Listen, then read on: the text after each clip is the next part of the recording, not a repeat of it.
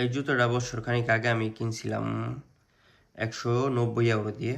তো জুতোটা নষ্ট হয়ে গেছে, 1 বছর আগে কিনছি। তো একেবারে টিএন নাইক টিএন এর নাইক টিএন এরিম্যাক্স প্লাস। তো বাংলাদেশ টাকায় অনেক টাকা দাম, বাংলাদেশ হয়তো বা 40-50 হাজার টাকা দাম হবে।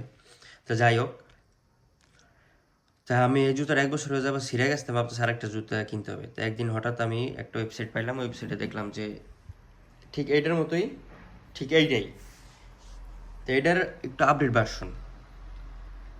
তা মাত্র 94 টাকা, নতুন মডেলের যেটা, এটা হচ্ছে কি, যেটার কথা বলতেছি আমি, মাত্র 94 টাকা। আর কোথায় 190 টাকা, আর কোথায় শুধু 94 টাকা, টাকা নাই এরও আর কি।